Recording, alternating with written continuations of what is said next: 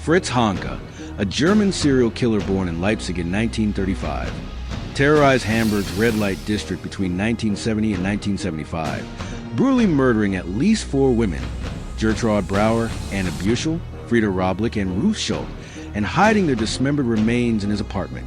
Convicted of 1 count of murder and 3 counts of manslaughter, his crimes shocked a nation and exposed the dark underbelly of society. In this documentary, we unravel the psychological and psychoanalytic forces behind Honka's atrocities, diving deep into his mind to understand why he killed, how he chose his victims, and what drove him to such horrifying acts, using science to dissect a monster. Why shine a spotlight on Fritz Honka? Because his crimes aren't just gruesome, they're a psychological labyrinth. A case study in how a broken mind can spiral into unthinkable violence.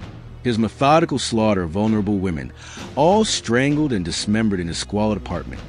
Screams of a psyche warped by trauma, insecurity, and rage. Picture this. Hamburg, 1970s, the seedy bars of the Reeperbahn pulsing with life. Honka, a small, disfigured man, lures 42-year-old Gertraud Bräuer to his flat, strangles her when she refuses his sexual demands, and saws her body into pieces, stashing them in nearby alleys. Over 5 years, he kills 3 more: Beuschel, 54, Frieda Roblick, 57, and Ruth Schult, 52, each strangled, hacked apart, and hidden in his attic or behind paneling, masked by pine air fresheners as the stench of decay seeps through the walls. The brutality, the choice of marginalized victims, the eerie calm of his methods. It's a case that demands we peer into the abyss of his soul. Let's start at the beginning, because nobody becomes a monster overnight. Fritz Honka was born in Leipzig, 1935, into a family teetering on the edge of collapse. His father, a carpenter and communist sympathizer, was sent to a Nazi concentration camp, leaving young Fritz and his 6 surviving siblings. 3 others died at birth, with their overwhelmed mother, Else, a cleaner who couldn't handle the chaos of 9 kids. Honka himself was shipped off to a children's home, a grim place he later described as a concentration camp for kids, liberated by the Russians in 1945. Psychologically, this screams of attachment issues. Attachment theory tells us that kids need stable, loving caregivers to develop trust and empathy. Without that, you get someone like Honka, disconnected, resentful, with a void where compassion should be. His father, a violent alcoholic, died in 1946, his body broken by booze and the camps. Fritz, barely a teenager, was already marked by trauma, bullied for his speech impediment, his small stature, and later, a disfiguring accident that smashed his nose and left him with a squint. School was a bust. He dropped out early, tried bricklaying, but an allergy to cement forced him to quit. By 1951, he fled to West Germany, working as a farm laborer, then a harbor worker in Hamburg. Psychoanalytically, these early years suggest a fractured ego, a boy who felt powerless, rejected, and invisible. That sense of inferiority, festering like a wound, would later erupt in violence, a desperate grab for control in a world that had always made him feel small. What kind of mind strangles a woman, saws her apart, and lives among her remains? Let's dig in. Honka's behavior points to antisocial personality disorder, a condition where empathy is non-existent. Guilt is a foreign concept, and rules are just obstacles to break. People with ASPD often have a history of early trouble. Think bullying, petty crimes, or cruelty. Honka's childhood in orphanages, his father's abuse, and his own violent outbursts, like the 1972 assault on Ruth Duffner, fit this pattern like a glove. But ASPD alone doesn't explain the murders. There's something darker, narcissistic rage, a volcanic anger triggered by perceived slights. Honka claimed his victims mocked his preference for oral sex, a detail that, if true, suggests a fragile ego, shattered by rejection and desperate to dominate. Psychoanalytically, we can turn to Freud's concept of the ID, the raw, primal urges that demand instant gratification. In Honka, the ID ran wild, unchecked by a weak superego, the moral compass most of us develop through love and guidance. His alcoholism, a constant in his life, didn't help. It lowered his inhibitions, amplified his rage and sexual compulsions. Some sources even suggest necrophilic tendencies, a horrifying possibility that points to a need to possess his victims completely, even in death. Combine that with his physical insecurities, his height, his disfigured face, and you've got a man who felt like less than nothing, lashing out to feel like something. Close your eyes and imagine this. Hamburg, December 1970. A dingy apartment on Zeitstrasse, reeking of booze and pine air freshener. Fritz Honka, drunk and leering, brings Gertraud Bräuer, a 42-year-old hairdresser scraping by as a sex worker, to his flat. The night sours when she refuses his demands. His face twists, hands clamp around her throat, and he strangles her, her gasps fading into silence. Then the real horror begins. Honka, too weak to drag her body out, grabs a saw. The blade bites into flesh, blood pooling on the floor as he hacks her apart, wrapping chunks in plastic and scattering them in alleys and rubbish heaps nearby. A construction worker finds parts of her a year later, but no one connects it to Honka. He's learned a sick lesson. Nobody misses these women. Fast forward to 1974. Anna Beuschel, 54, meets the same fate, strangled, dismembered, her remains stuffed in the attic. December brings Frieda Roblick, 57, killed for allegedly trying to rob him, her body hidden with Anna's. Then, January 1975, Ruth Schult, 52, laughs at him over gin. Enraged, Honka smashes a bottle over her head, strangles her, and unable to carry her heavy frame upstairs, hides her behind paneling. Neighbors complained of a foul smell, but Honka's air fresheners kept them at bay. It was like living next to a butcher's shop. One neighbor later told police, unaware of the horror just feet away. Each murder was a ritual of rage, a twisted cycle of seduction, rejection, and destruction. Honka's victims weren't random. They were deliberate, chosen for their vulnerability. Gertraud Bräuer, Anna Beuschel, Frieda Roblick, and Ruth Schult were older sex workers, often homeless, battling addiction, and living on society's fringes. Psychologically, this is classic predator behavior. Serial killers like Honka target those least likely to be missed, people the world has already forgotten. The Reeperbahn, Hamburg's red light district, was his hunting ground, a place where women like these were easy prey. Bars like the Golden Glove, a dive for the desperate and the drunk, were where he found them, offering booze or shelter to lure them to his flat. Psychoanalytically, object relations theory sheds light here. Honka's victims may have represented the mother who couldn't care for him, the society that rejected him, or the women who mocked his insecurities. Killing them was a way to destroy those who symbolized his pain, to assert power over a world that had stripped him of it.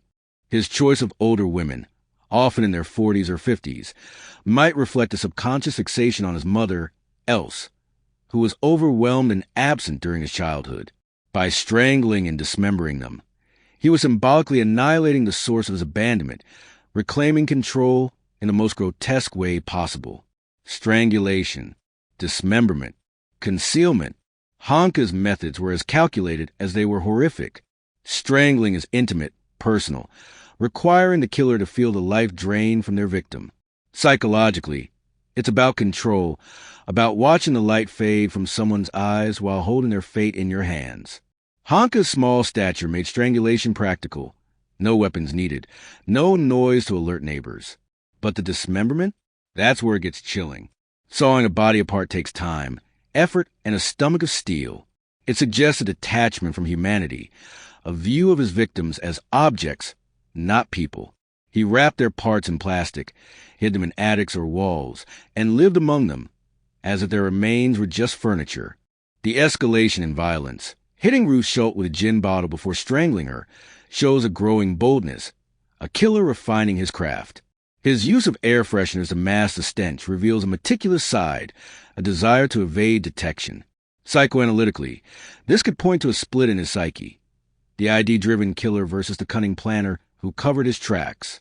His alcoholism, noted in court as a mitigating factor, likely fueled the impulsivity of the killings but didn't explain the cold precision of the aftermath. This wasn't chaos. It was a twisted kind of order, a man crafting his own grotesque reality. For 5 years, Honka was a ghost, killing without consequence. His victims, invisible to society, vanished without a trace. But on July 17, 1975, fate intervened. A fire broke out in his apartment building on Zeitstrasse. Firefighters battling the blaze stumbled on a partially decomposed torso in a plastic bag. It was like something out of a horror film. One responder told the Hamburg Press. Police searched the flat, uncovering more body parts in the attic and behind paneling. Honka was at work, oblivious, when they came for him. Arrested on July 29th, he confessed, claiming the women mocked his sexual preferences.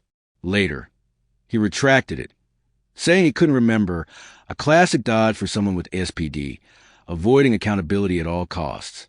The investigation was grim. Forensic teams pieced together remains, identifying Gertraud Bräuer, Anna Beuschel, Frieda Roblick, and Ruth Schult. Neighbors, horrified, recalled the stench, the odd noises, but never suspected a killer in their midst. He was quiet, kept himself, one told Der Spiegel. Honka's prior 1972 assault on Ruth Duffner, where he nearly strangled her, should have been a red flag, but 4,500 DM fine let him slip through. His arrest was a wake-up call, exposing how society's neglect of the marginalized, his victims, allowed him to kill undetected for so long. What drove Fritz Honka to this darkness? Let's break it down. His ASPD, rooted in childhood trauma, made empathy impossible. His narcissistic rage, triggered by rejection, turned small slights into death sentences. Psychoanalytically, his murders were a projection of his self-hatred. Each victim a mirror for his own worthlessness, destroyed to make him feel powerful. His alcoholism, while not the cause, was a catalyst, stripping away what little restraint he had.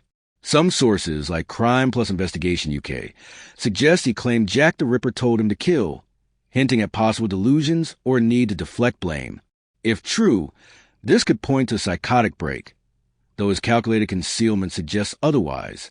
Trauma theory offers another lens. Honka's childhood, abuse from his father, neglect from his mother, and the horrors of a wartime orphanage, left him emotionally stunted. He never learned to process pain, so he externalized it, turning his victims into scapegoats for his misery. His sexual insecurities, amplified by his disfigurement and small stature, made rejection unbearable. Killing became his way of rewriting the narrative, of being the one in control. But it was a hollow victory. Each murder only deepened his isolation, trapping him in a cycle of violence and self-loathing. In 1976, Honka faced trial in Hamburg, represented by star lawyer Rolf Bossi. The courtroom was a circus, media swarming to cover the Reeperbahn killer. Honka's defense leaned on his alcoholism and mental instability, claiming diminished responsibility. Psychiatrists described him as deeply disturbed, citing his troubled psyche and feelings of inadequacy. The court bought it, partly. He was convicted of 1 murder and 3 counts of manslaughter, sentenced to 15 years in a psychiatric hospital instead of life in prison. A mockery of justice, one victim's friend told reporters, furious that Honka's booze-soaked excuses softened his punishment. Released in 1993, Honka lived out his days under the alias Peter Jensen in a nursing home, dying quietly in 1998 at 63 from natural causes. The leniency of his sentence sparked outrage, raising questions about how society values the lives of marginalized women. His victims, forgotten in life, were barely remembered in death, their stories overshadowed by the man who ended them. Fritz Honka's story ends not with a bang, but with a whimper, a quiet death in a nursing home, far from the blood-soaked flat where he reigned as a monster. Existentialist philosophy would say Honka chose his path, each murder a deliberate act of will, a refusal to rise above his pain. But determinism paints a bleaker picture. Was he ever free? A childhood of abuse, a life of rejection, and a society that ignored his victims. Did these forces shape him into a killer, or was the darkness always there?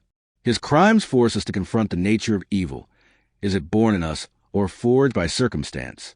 Philosophically, Honka's life is a cautionary tale about the cost of neglect.